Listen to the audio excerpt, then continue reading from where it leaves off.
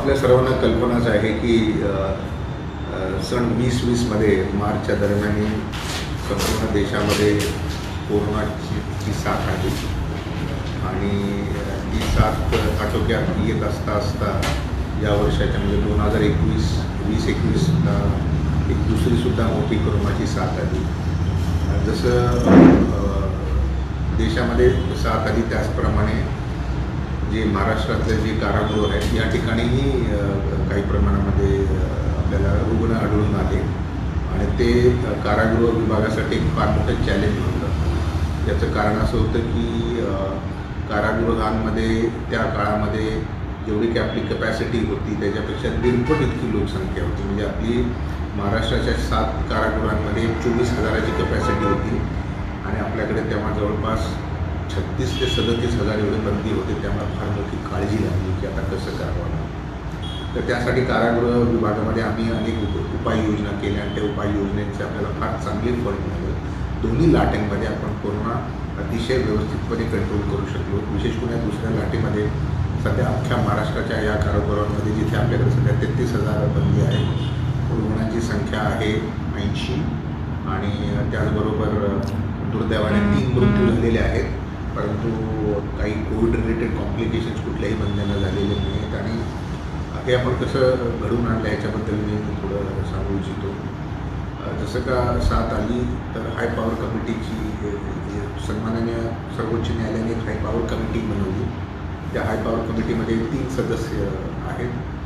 पहिले सदस्य आहेत सन्माननीय मुंबई उच्च न्यायालयाचे सन्माननीय न्यायाधीश, सेकंड सिनियर मोस्ट, त्यानंतर ॲडिशनल चीफ सेक्रेटरी प्रिझन्स आणि कारागृह महानिरीक्षक म्हणजे मी. तर अशा या समितीने काही निर्णय घेतले की काही विशिष्ट कॅटेगरीमधले जी बंदी आहे त्यांना इमर्जन्सी परोल आणि टेम्पररी बेलवरती सोडावं करोनाच्या पार्श्वभूमीवरती. आणि त्यामध्ये आपण जवळपास आत्तापर्यंत 12,000 इतकी बंदी रिलीज केलेली आहे टेम्पररीली. त्यामुळे कारागृहाची पॉप्युलेशनही कमी आहे. आणि याचबरोबर आपण जे अजून एक महत्त्वाचं काम केलं ते हे की आपण मी लागले शासनाला मूव करून महाराष्ट्रामध्ये 40पेक्षा जास्त टेम्पररी प्रिझन्स आणि कोविड केअर सेंटर्स बंद्यांकरता उघडून घेतले. जसं आपल्याला कल्पना असेलच की तांबा कारागृहाच्या बाजूला जी ITI आहे त्याला आपण एक टेम्पररी प्रिझन आणि कोविड केअर सेंटर म्हणून आपण त्याला डिक्लेअर करून घेतलेलं आहे. तर त्याच्यामुळे होतं काही नवीन जे बंदी बाहेरून येतात त्यांचे पण RT-PCR तर कंपल्सरी केलेलीच आहे. पण होतं असं की RT-PCRचा रिपोर्ट येत आहे त्याचा वेळ लागतो. तर त्यांना आपण थेट कारागृहामध्ये दाखल करून घेत नाही, तर आपण त्यांना कोविड केअर सेंटरमध्ये आणि टेम्पररी प्रिझनमध्ये 14 दिवस ठेवतो. त्यांना ऑब्झर्व करतो आणि त्यांचे कोणाला सिम्पटम्स येतात का पाहतो आणि तदनंतरच आपण त्याला मुख्य कारागृहामध्ये दाखल करतो. त्याचप्रमाणे आपण फार मोठ्या प्रमाणामध्ये आपल्या कारागृहांमध्ये वॅक्सिनेशन ड्राईव्ह घेतलेला आहे. सुरुवातीला इस्पितळामध्ये जाऊन वॅक्सिन घ्यावं लागायचं, पण नंतर धोरणात्मक बदल झाले. आता प्रिझन्समध्येच आपण इथेच ड्राईव्ह घेऊन आपण जवळपास 23,000+ इतके आपण वॅक्सिन जॅब्स दिलेले आहेत. सुरुवातीच्या काळाला आपण जे वयस्कर बंदी होते त्यांना प्रायोरिटी दिली आणि मग असं करत करत आता आपण जवळपास 60 ते 70% बंद्यांना वॅक्सिनेट करू शकलो आहे. आणि आता आपण वॅक्सिनचं सेकंड ड्राईव्ह पण सुरू केलेलं आहे. त्या सेकंड ड्राईव्हमुळे मला अशी आशा आहे की येणाऱ्या 3-1 महिन्यामध्ये आपण संपूर्ण प्रिझन पॉप्युलेशन वॅक्सिनेट करू. त्याचबरोबर जे आमचे काम करणारे अधिकारी कर्मचारी आहेत त्यांनासुद्धा आपण 95% वॅक्सिनेट केलेलं आहे. 5% एवढ्यासाठीच नाही की काही कर्मचाऱ्यांना आणि काही बंद्यांनासुद्धा वॅक्सिन घ्यायचं नसतं, तर आपण काही त्यांना फोर्स करतो. मला या ठिकाणी तुम्हाला एक प्रामुख्याने ही गोष्ट सांगायची आहे की संपूर्ण महाराष्ट्रामध्ये एकूण 53 असे बंदी आहेत, शिक्षाधीन बंदी, ज्यांनी इमर्जन्सी परोल नाकारलेलं आहे. म्हणजे त्यांना ते इमर्जन्सी परोलखाली आत्ता निघून जाऊ शकतात आपल्या. पण ते म्हणतात की त्याचे काही बंदी म्हणतात की आम्हाला इथे सुखरूप वाटतं, तर इथे व्यवस्थित भोजन आहे, डॉक्टर्स आहेत, मेडिकल फॅसिलिटी मिळते जर इमर्जन्सी आली तर. आणि सगळ्यात महत्त्वाचं म्हणजे वॅक्सिनसुद्धा आम्हाला मिळत आहे. म्हणून 52% बंद्यांनी वॅक्सिन घेण्यास आपल्या इमर्जन्सी पडून घेण्यामध्ये नकार दिलेला आहे. आणि या सगळ्या उपाययोजनांमुळे आपण अतिशय समाधानकारक असं या ठिकाणी करोना आपण कंट्रोल करत आहोत. यामध्ये मी कारागृह विभागाचे माझे सर्व अधिकारी आणि कर्मचाऱ्यांचे अभिनंदन करू इच्छितो, कारण वाईट काळामध्ये त्यांनी पुढे सरसावून खूप चांगलं काम असं केलेलं आहे. दुर्दैवाने आमचे काही 10 इतके अधिकारी कर्मचारीसुद्धा कोरोनाला मृत्युमुखी पडले, पण त्यांना शासनाने जे काय एक्स ग्रेशिया पेमेंट पोलीस खात्याच्या धर्तीवरती मंजूर केलेलं आहे आणि त्यामुळे कारागृहाच्या सुद्धा अधिकारी कर्मचाऱ्यांना फ्रंटलाईन वर्करचा दर्जा आज प्राप्त आहे. आपले प्रश्न या कोरोनामध्ये तर चांगले हे केलं कारागृह सध्या क्षमता केलेली आणि अशा काळामध्ये आर्टिफिशियल इंटेलिजन्सचा वापर करून आणि कोणती कंट्रोलमध्ये करतायला असं बघायला मिळतो बाहेर. याचा वापर आपण कारागृहामध्ये कितपत करतो, म्हणजे CCTV त्यांना हा एक भाग आहे की सोडून आणि मी या ठाम मताचा आहे. मी इंजिनियर आहे, बरं का तुमच्या माहिती मी बाय ट्रेनिंग इंजिनियर आहे. मला टेक्नॉलॉजीचा आवडही आहे माहिती, पण तरी देखील मी तुम्हाला सांगतो, शेवटी मॅन बिहाइंड द मशीन हा फार महत्त्वाचा असतो. आणि हेच तुम्ही जर इस्रायल आणि अमेरिकन अप्रोच बघितला तर तुमच्या लक्षात येईल. अमेरिका काय करतं, नुसती टेक्नॉलॉजी कॉम्पेअर करतं. इस्रायल म्हणतो नाही, माझा माणूस महत्त्वाचा आहे. मी टेक्नॉलॉजी एक्सटेन्सिव्ह न होता मॅन स्टँडिंग म्हणजे टेक्नॉलॉजीला महत्त्व आहे, टेक्नॉलॉजीचा उपयोग आहे, टेक्नॉलॉजीला नाकारता येणार नाही. आज सर्वत्र टेक्नॉलॉजीचा वापर होत आहे, पण तरी देखील जर मॅन बिहाइंड द मशीन बरोबर जर नसेल तर तुम्ही किती टेक्नॉलॉजी करा, कितीही तुम्ही इक्विपमेंट त्याच्यामध्ये आपल्याला रिझल्ट मिळत हे वेळोवेळी आपण अनुभवलेलं आहे. त्यामुळे मी नेहमी म्हणतो की टेक्नॉलॉजी महत्त्वाची आहे, पण माझा माणूस जास्त महत्त्वाचा. माणूस बदलल्यानंतर वातावरणच बदलून जातं, कल्चर बदलून जातं, एफिशियन्सीमध्ये बदल होतो, डिसिप्लिनमध्ये बदल होतो. तर जिथे एकीकडे टेक्नॉलॉजी तर गरजेचीच आहे. खूप टेक्नॉलॉजी अवेलेबल आहे, मी सांगतो तुम्हाला पाहायला लागते, पण लेटेस्ट नॉट टार्गेट करणार जो कर्मचारी काम करत आहेत, जे अधिकारी काम करत आहेत, ह्यांचं कामसुद्धा तेवढंच महत्त्वाचं आहे टेक्नॉलॉजीचं. नाहीतर ते टेक्नॉलॉजी फेल जाईल, पैसे होतो सुद्धा. कळंबा कारागृहाची मंगळवारपेठेतल्या बेलबागेमध्ये शेती आहे. त्या शेतीमध्ये मोठ्या प्रमाणात अतिक्रमण झाले आणि 2-2 मजली बेकायदेशीर इमारती उभा केली. त्या संदर्भात तुमच्या कारागृहानं आक्षेप घेत महापालिकेला तशा संदर्भात पत्रही व्यवहार केलेला आहे. महापालिकेने देखील ते बेकायदेशीर आहे असं तुमच्या अधिकाऱ्यांना सांगितलेलं आहे, पण ते अजूनही आहे जैसे तेच ती परिस्थिती आहे. मी तुम्हाला सांगतो याच्यामध्ये काय आहे की संपूर्ण महाराष्ट्रामध्ये, कळंबाच नव्हे तर अख्ख्या महाराष्ट्रामध्ये प्रिझनच्या खूप मोठमोठ्या प्रॉपर्टीज आहेत. पुणे असेल, नागपूर असेल, कोल्हापूर असेल आणि इतर ठिकाणी. तर आता आम्ही प्रक्रिया अशी केली की आम्ही आमच्या म्हणजे हेड ऑफिसमध्ये प्रिझन प्रॉपर्टीज म्हणून एक छोटासा विभाग सुरू केलेला आहे. पहिलं त्याचं काम असं सुरू केलेलं आहे की जे काही आपले सगळे रेकॉर्ड ऑफ राईट्स आहेत, 7/12चा उतारा असू दे, जे काय असू दे, चतुर्सीमा असू दे, जिथं मोजणी करायची ते मोजणी करून आम्ही ते जे रेकॉर्ड आता संकलित करत आहोत. जवळपास ते काम झालेलं आहे. दुसरा टप्पा हा आहे की मोजणी केल्यानंतर प्रॉपर्टीज आपल्या सेक्युर केल्यानंतर जिथं कुठं अतिक्रमण दिसून येतं, आता काही ठिकाणी तर फार लॉंग स्टँडिंग अतिक्रमण आहे, म्हणजे 70, 80 वर्ष झाल्याचे अतिक्रमण आहे. त्याच्यामध्ये कधी लिटिगेशनचा पण प्रोसेस येतं. लिटिगेशन्स काही ठिकाणी बरेचसे लांबत चाललेले आहेत. काही ठिकाणी फ्रेश जे अतिक्रमण झालेले आहे तिथे आम्ही फार प्रोॲक्टिव्ह करतो.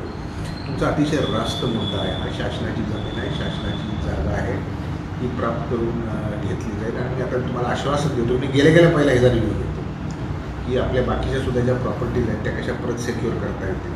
कारण मुलाची जेव्हा कारागृह बनले महाराष्ट्रामध्ये तेव्हा ते शहराच्या बाहेर होते. शहरं इतकी वाढली की प्राईम प्रॉपर्टी झालेली आहे. येरवडा बघा, येरवडा जेव्हा बनलं तेव्हा शहराच्या बरोबर आज काय परिस्थिती, नागपूर बघा आज काय परिस्थिती, नाशिक बघा आज काय परिस्थिती.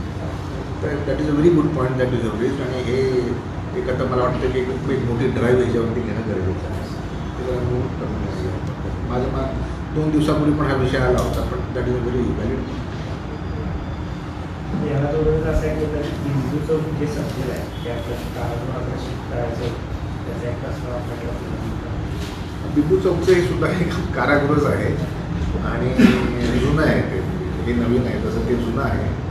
तर कसं आहे की माझा जो अनुभव असा आहे की जिथं मोठं कारागृह असतं ना, जसं पर्टिक्युलरली सेंट्रल प्रिझन, त्याच्यासोबत एखादं जर अलाइड कारागृह असलं तर त्याचा आपल्याला उपयोगच असतो.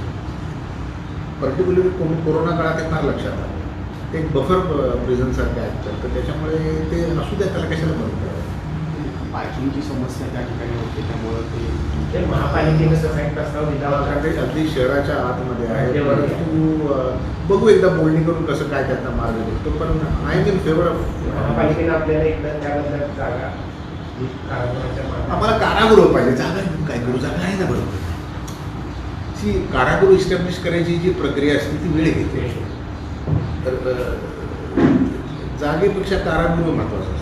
लेटेस्ट सिगर आपण या विषयावरती एकदा सन्माननीय पालकमंत्री महोदयांना मीटिंग लावायला सांगून मी पण येतो आणि मग आपण काय त्यातून मार्ग निघतो बघू. तर कोरोना कालावधीमध्ये महाराष्ट्रामध्ये अशी किती बंदी आज न्यायालयाच्या आदेशानुसार त्यांना जामीन मिळाला आहे? 2 प्रकारचे लोक बंदी असतात. एक असतात कन्व्हिक्ट्स म्हणजे शिक्षाधीन बंदी असतात आणि एक असतात कच्ची कधी ज्याला म्हणतो ना अंडर ट्रायल. या दोघांची टोटल करून 13,000 इतकी बंदी सध्या रिलीज झाली कोरोना काळात. कोरोना काळात. तरी देखील अरेस्ट एवढे जास्त झालेले आहेत का, त्याचे बरेचसे 188 इकडे तिकडे, की जी पॉप्युलेशन 24,000वर आली होती ती परत वाढून आता 33,000मध्ये झालेलं. तर या बाबतीमध्ये सन्माननीय सर्वोच्च न्यायालयाने जो न्याय निवाडा काही दिवसापूर्वी दिलेला आहे त्याला म्हणतात अर्नेश कुमार जजमेंट. म्हणजे अटक करते वेळेला इनडिस्क्रिमिनेटली लोक अटक करू नका, ठेवायला जागा नाही. तर ते अर्नेश कुमार जजमेंटच्या आधारावरती पोलीस महासंचालक कार्यालयाने सुद्धा सगळ्या घटक प्रमुखांना पत्र लिहिलेलं आहे की कोरोना काळामध्ये इनडिस्क्रिमिनेट अरेस्ट होऊ नयेत. कारण इनडिस्क्रिमिनेट अरेस्ट झाले, प्रिझन पॉप्युलेशन वाढतं. प्रिझन पॉप्युलेशन वाढलं आणि प्रिझन पॉप्युलेशन कॅपॅसिटीच्या बाहेर गेलं तर मग कोरोनाच्या काळामध्ये त्याच्या अडचणी वेगळ्याच आहे. तर ते त्याच्या सूचना केलेल्या आहेत. पण अजून फारसं काय प्रिझन पॉप्युलेशन कमी होईना. आता सध्या माझ्यासमोर 33,651ची फिगर दिसते. मला ती 24,000 पर्यंत आणणं गरजेचं आहे. थँक्यू. आता ह्याच्यापर्यंत जे आपल्याला प्रत्येक जिल्ह्यामध्ये आपण 42 इतके जे टेम्पररी प्रिझन्स आपण उभा करू शकतो त्याने एक 2,500-3,000 एवढी पॉप्युलेशन तिथे आपली आहे. परंतु फार जास्त नाही, पण म्हणजे पुन्हा फुलाची पाकळी जे म्हणतो तर फार मोठं कॉन्ट्रिब्युशन आहे टेम्पररी. महाराष्ट्र पोलीस दलामध्ये तात्पुरतं कारागृह झालं कोरोना संदर्भात, तर त्याची सुरक्षितता व्यवस्थित नाही असा प्रश्न वारंवार उपस्थित केला आहे आम्ही लोकांनी. तुम्हाला सांगतो कसं आपल्याला कुठंतरी एक ट्रेड ऑफ करायला. आता कसं ट्रेड ऑफ करायला आपण टेम्पररी कारागृह कसं करतो, कुठल्या तरी वास्तव्यात असलेली एखादी बिल्डिंग आपण ताब्यात घेतो. मोस्टली आपण काय घेतो म्हणजे जनरली आपण हॉस्टेल्स घेतो. कारण हॉस्टेलमध्ये वॉशरूम असते, बरोबर आहे, आणि जेवण आपण मेन कारागृहामध्ये बनवून घेऊ शकतो. आता ह्याची जी डिझाईन असते कशाची, या टेम्पररी या वसतिगृहाची, ती काय कारागृहासारखी नसते. आता तुम्ही जर त्याचे बार बघितले, आता तुम्ही कारागृहाचे जर तुम्ही बार बघितले, वॉल बघितले, हे ह्या गोष्टीला फॅक्टरिंग करून घेतले असतात की आत बंदी आहे आणि त्यांना ते होल्ड. तुम्ही शाळेची बिळेचे जे बार्स वगैरे असतात ते फार म्हणजे ते डेकोरेटिव्ह बार्स असतात. तर त्याच्यामुळे काही घटना घडलेल्या आहेत की बंद्यांनी फार नाही घडलेल्या, थोड्याफार घडल्या, 10 ते 12 घडलेल्या आहेत वर्षभरामध्ये. तिथं बंद्यांनी पलायन केलेलं आहे. त्यातले 99% बंदी परत पकडून पोलीस यंत्रणा त्याच्यामध्ये झालेली आहे. पण त्याची तशी बेसिक डिझाईनच नसते की ते जेलसारखं ॲक्ट होईल. त्यामुळे हा प्रॉब्लेम कधी कधी निर्माण झालेला आहे. काही ठिकाणी सुप्रिंटेंडंट्सनी जिल्हाधिकारी महोदयांना विनंती करून डबल बारिंग पण करून घेतलेलं आहे, म्हणजे उभे बार पण लावलेले आहेत जेणेकरून. परंतु आपल्याला टेम्पररी प्रिझनची गरज आहे. म्हणजे ह्या घटना घडल्या म्हणून आपण ते बंद नाही करू शकत. त्याची बाहेरची सुरक्षाही पोलीस विभाग करत आहे. परंतु त्यांचं काही ठिकाणी स्ट्रक्चरच असं आहे ना की ते तरी किती देतील. छोटी मर्यादा आहे ना की किती गाठ चालवावी. तर थोडीशी समस्या, एवढीही नाही. सर, महाराष्ट्रामध्ये कारागृह प्रशासन स्तरावर अधिकारी आणि कर्मचारी किती कोरोनाबाधित झाले आणि त्यामध्ये किती दगावले? कोरोनाबाधितची आपल्याकडे जे कोरोना रिलेटेड डेथ्स आहेत ते 10 आहेत आणि त्या सर्वांना शासनाने एक्स ग्रेशिया पेमेंट दिलेला आहे, म्हणजे ऑर्डर काढलेली आहे, तर त्यांना ते मिळून जाईल. फ्रंटलाईन वर्कर्स आहेत पोलिसांच्या धर्तीवरती आपल्याला बाधित झालेले जवळपास सगळेच क्युअर झालेले आहेत. आणि हे 10 अनफॉर्च्युनेट घटना घडलेली आहे. आणि पण तरी देखील मी म्हणेन की एवढं सगळं असताना देखील आपल्या लोकांना खूप चांगलं काम म्हणजे न भीता. तुम्हाला आठवत असेल सुरुवातीला जेव्हा पहिली वेव आली तेव्हा आम्ही प्रिझन्स लॉकडाऊन केले होते, तर स्वखुशीनं स्वमर्जीनं कारागृह विभागाच्या अधिकारी आणि कर्मचारी सुप्रिंटेंडेंट सकट त्यांनी दरवाजे बंद करून ते कारागृहामध्ये महिना राहिले बाहेर. आणि त्या आमच्या एक्सपेरिमेंटमुळे कोरोना आउटब्रेक प्रिझनमध्ये डिले झाला. बाहेर भयंकर होता. मग पहिला जो आउटब्रेक झाला होता तो पण आर्थर रोडमध्ये झाला होता, पण तरी आम्ही महिनाभर त्याला स्ट्रेच करू शकतो. लसीकरणाचा काय प्रश्न आहे कारागृहाच्या पातळीवरती? लसीकरण अतिशय चांगल्या बऱ्यापैकी सर जे काही बंदी आहेत ते 50% बंद्यांना अद्यापही लस पोचलेली नाही. नाही फिगर्स आमचे बेटर आहेत. आजची फिगर मला वाटतं 24,000 पार झाला आहे. अच्छा. आणि बंदी आहे 33,000 कारा टक्केवारी. ओके. हे तर झालंच झालं. सेकंड डोसही सुरू झाला. म्हणजे तुम्ही बाहेरचं जर पॉप्युलेशन बघितलं आता किती होतात 33,000 आणि 24,000 म्हणजे 66% तर होतातच, बरोबर आहे. 2022 तर बाहेर 70% वॅक्सिनेशन नाही आहे प्रिझन्समध्ये. म्हणजे प्रिझन वॅक्सिनेशन रेट हा बाहेरच्या वॅक्सिनेशन रेटपेक्षा फार हायर आहे आणि वॅक्सिन अश्युअर्ड आहे. ह्या 24,000 तुझ्यामध्ये जे पॅरामोर गेले त्यातल्या बंदीच्या नंतरच्या फायद्याचा समावेश कशामध्ये म्हणतात? जी फिगर सांगितली 24,000 जे पॅरामोर गेले बाहेर. नाही पॅरोल आणि इमर्जन्सी परोल आणि टेम्पररी बेलवरती 13,000 गेले. त्या बंदीच्या नंतर ह्या 24,000 समावेश आहे. ते झालं काय की यातले बरेचसे बंदी पहिल्या लाटेमध्येच गेले, त्यामुळे त्यांना आम्ही नाही, आमचं वॅक्सिन नाही आहे, त्यांना बाहेरच घ्यायला लागलं. मग ते त्यांच्या गावात असतील नाही म्हणजे प्रॅक्टिकली झिरोच समजा. झिरो म्हणजे मिनिमम. कारण वॅक्सिनच आलं. वॅक्सिन कधी आले? वॅक्सिन आत्ता आले. आणि हे जे 13,000 पैकी 10,000 जे आहेत 10,000 हे पहिल्या लाटेत गेले तेव्हा वॅक्सिनचा विषयच नव्हता. आणि आता दुसऱ्या लाटेमध्ये जे 3,000 आणि दुसऱ्या लाटेमध्ये सर्व जे गेलेले आहेत तर ते अल्पच असतील. पण पहिल्या लाटेतल्या 10,000मध्ये कोणाला वॅक्सिन देण्याचा विषयच नव्हता, कारण वॅक्सिनच नव्हतं. आपण RT-PCR टेस्ट 70,000 केलेले आहे. 70,000 कोविड टेस्ट आपण प्रिझनमध्ये केलेले आहे. रिक्त जागांचा एक प्रश्न फार वर्षापासून गंभीर आहे, तर त्या संदर्भात तुमच्या वरिष्ठ पातळीवर मला मी काय केले ते सांग. मी 2 गोष्टी केल्या. पहिली गोष्ट म्हणजे 3 प्रकारचे रिक्रुटमेंट्स आमच्याकडे होतात. एक होतं कॉन्स्टेबलरी लेवलला, त्याचं टॅगिंग केलेलं पोलीस खात्याच्या रिक्रूट. आता जेव्हा पुढची पोलीस रिक्रुटमेंट होईल तेव्हा आमच्या कॉन्स्टेबलरीच्या वेकन्सीज पण भरून निघतील. दुसरी आहे ग्रुप 2, म्हणजे त्याला जेलर म्हणतो. जेलर ग्रुप 2साठी मी शासनाला विनंती केलेली आणि ते लवकर आता पारित करून घेऊच आपण की सब इन्स्पेक्टरची जी भरती होती, सब इन्स्पेक्टर आणि ग्रुप 2 जेलर अशीच त्याच्यामध्ये. आणि सगळ्यात महत्त्वाचा मुद्दा म्हणजे आमचा जो महत्त्वाचा जो घटक आहे की डेप्युटी सुपरिंटेंडंट ऑफ प्रिझन्स याची जी रिक्रुटमेंट आहे ती थोडी मजेदार आहे. नियम असा होता की प्रिझन्समध्ये काम करायसाठी काही विशिष्ट तुम्हाला क्वालिफिकेशन लागतं. म्हणजे विशिष्ट प्रकारची डिग्री होल्डर्सच यामध्ये यावेत असं अभिप्रेत होतं नियमानुसार. आणि त्यांच्यासाठी वॉक इन इंटरव्ह्यू होता. म्हणजे मी शासनाला विनंती केलेली आहे की ह्यांना जे FPSCची सिव्हिल सर्व्हिसेस परीक्षा आहे त्यातून डेप्युटी कलेक्टर घेतात, तहसीलदार घेतात, DYSP घेतात, DDR घेतात, त्यांच्याबरोबरच ह्याचीसुद्धा रिक्रुटमेंट व्हावी आणि त्यांना कंबाईंड सिव्हिल सर्व्हिसेस एक्झामिनेशनमधून यावं आणि जनरल ग्रॅज्युएटी घ्यावं. तर ते शासनाच्या विचारात येईल. हे 3 आहे आपल्या रिक्रुटमेंट रिलेटेड. दुसरा मी प्रस्ताव असा पाठवला. आता मला मी तुम्हालाही म्हणेन की तुमचं याच्याबद्दल मत काय की काय झालं होतं 2005मध्ये कारागृह विभागामध्ये DIGची पद भरायला एलिजिबल कॅन्डिडेटच मिळत. मग तेव्हा एक GR निघाला की ज्या काही वेकन्सीज असतील जिथं कारागृह विभागातून एलिजिबल कॅन्डिडेट मिळत नाहीत अशा ठिकाणी पोलीस विभागातून DIG डेप्युटेशनवरती येते. तर माझा प्रस्ताव शासनाला असा आहे की आता ते फक्त DIG पर्यंत लिमिटेड न ठेवता ते खालच्या रँक्समध्ये सुद्धा घ्या की जर अवेलेबल नसतील तर पोलिसांचं इथं लॅटरल डेप्युटेशन ठेवा.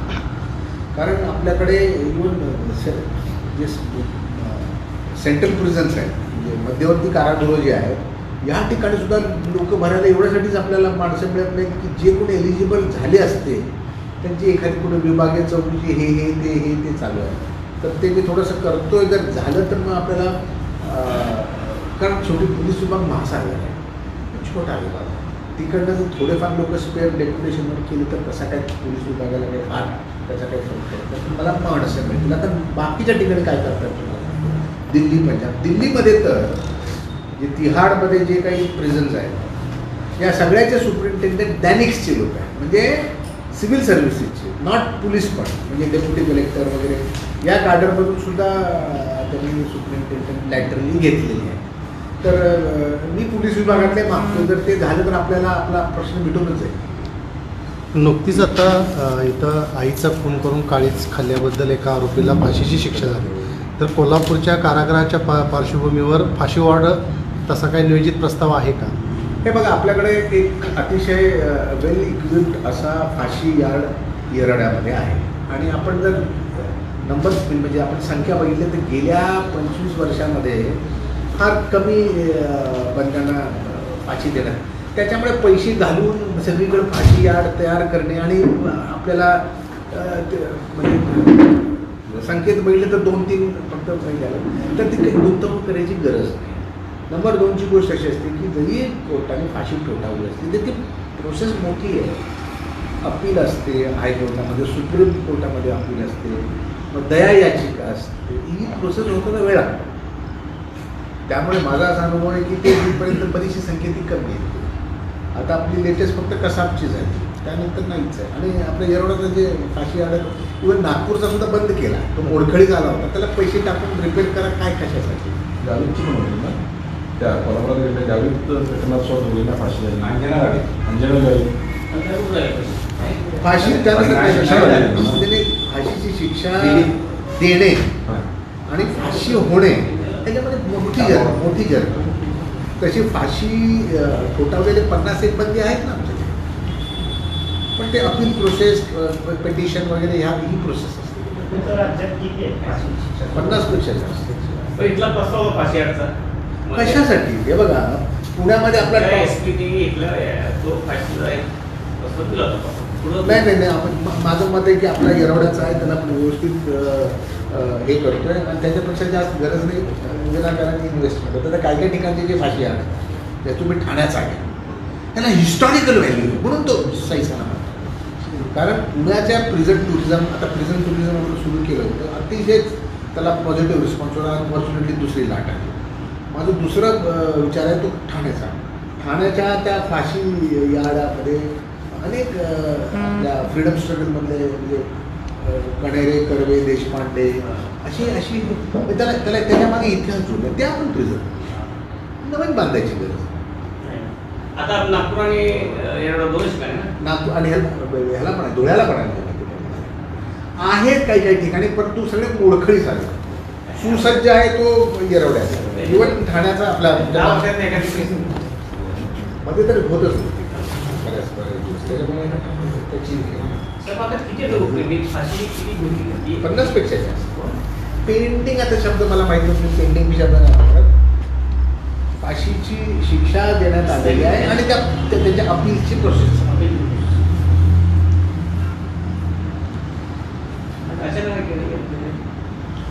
मला माहिती जिथे कारागृह तिथे मी कधीही पोहोचलो. काय विशेष नियोजन काय होतं काय? नाही, ते नियोजन आहे. मला काय करायचं आता थोडीशी चुणचुण आहे ना तिसऱ्या लाटेची. त्याच्या आधी मी महाराष्ट्रातले सगळे कारागृह कव्हर करतो. म्हणजे मी माझा विदर्भाचा दौरा मी केला मागच्या आठवड्यामध्ये, बाय रोडच केला. विदर्भ आणि थोडासा पश्चिम महाराष्ट्रातला काही भाग. आता हा झाल्यानंतर मी पुढचा माझा कोकणाचा दौरा असेल. एकदा व्हिजिट करून जरा प्रिपेअर्डनेस आणि बाकीच्या गोष्टी बघून घ्यावा. गॉड फॉरबिड, खुदानं खासता जर काही परत तसं झालं तर प्रिपेअर्ड मार्गदर्शन करणार तो पाहून घेतो ना. ते बघा, जाऊन पाहणं वेगळं असतं आणि मुंबईला बसून बघणं वेगळं असतं. सर मुंबई काय प्रश्न इथं ठीक आहे, इथं हे स्वतंत्र हे केलं वगैरे, पण मुंबई काय प्रश्न तुम्हाला मी परत बोललो, तुम्ही थोडं उशीर आला म्हणून ॲब्सोल्युटली अंडर कंट्रोल करून आहे. ॲब्सोल्युटली बरेच प्रिझन्स आहेत जे कोरोना फ्री आहेत. आपली एक केस आहे ॲक्टिव्ह. वॅक्सिनेशन जवळपास 24,000 आपण जॅब्स दिलेले आहेत. कोविड कॉम्प्लिकेशनचा पेशंट आपल्याकडे कधीच नव्हता.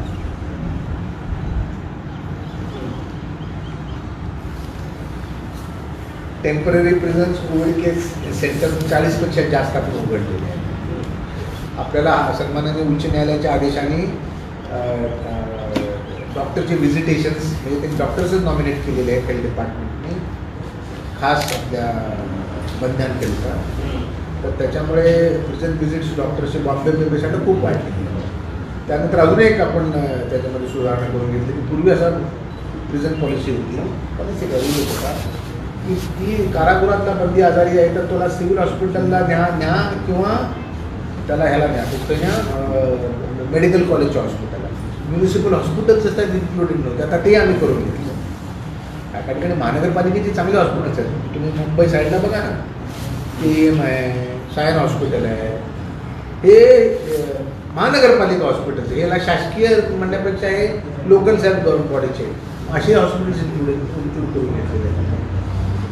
आणि सगळ्यात महत्त्वाचं की सन्माननीय उच्च न्यायालयाने त्यांच्या मागच्या महिन्याच्या न्याय निवाड्यामध्ये कारागृह विभागाच्या कोरोना मॅनेजमेंटची वरती सॅटिस्फॅक्शन एक्सप्रेस केलं इन द ऑर्डर.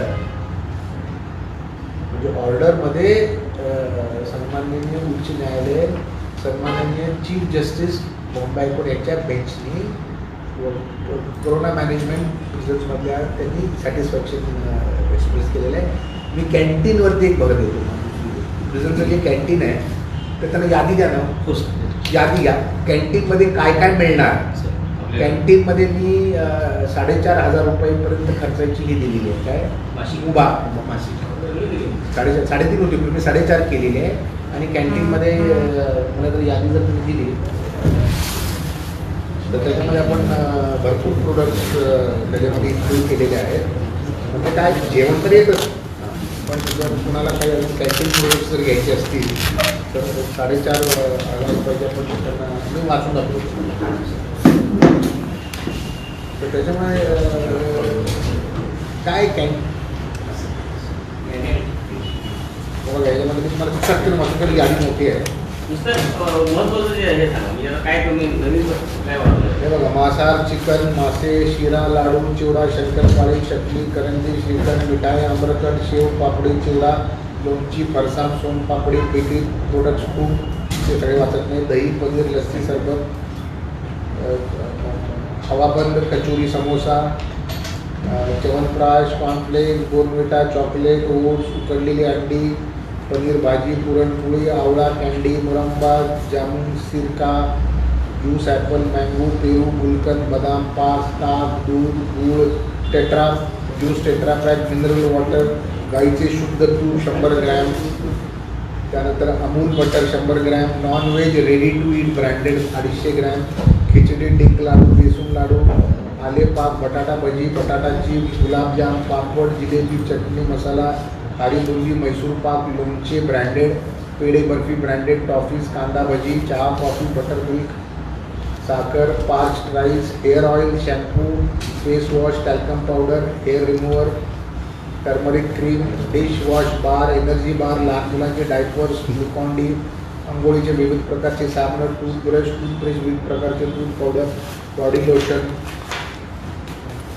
खोबरेल तेल, विक्स, वेप्रो वगैरे वगैरे वगैरे, अगरबत्ती, कपडे धुण्याचे साबण वगैरे, कंगवा, कपडे व इतर साहित्य, टॉवेल, छोटे रुमाल, स्लीपर, महिलांकरिता वर्कर वगैरे वगैरे, महिलांकरिता सॅनिटरी नॅपकिन्स वगैरे वगैरे, टूथ क्लीनर, पेन्सिल, रबर, व्यायामाची पुस्तके, पोस्ट कार्ड, पाकिट, ग्रीटिंग कार्ड, रेव्हेन्यू स्टॅम्प्स, बूट पॉलिश, सूप पॅकेट, अंडा करी, मिक्स व्हेज, वडापाव, हे मी दिलं आहे तर 9 तारखेपासून. तर अशाच ताज्या अपडेट्ससाठी स्पीड न्यूज लाईव्ह 24 चॅनेलला सबस्क्राईब करा आणि बेल आयकॉनवर प्रेस करा.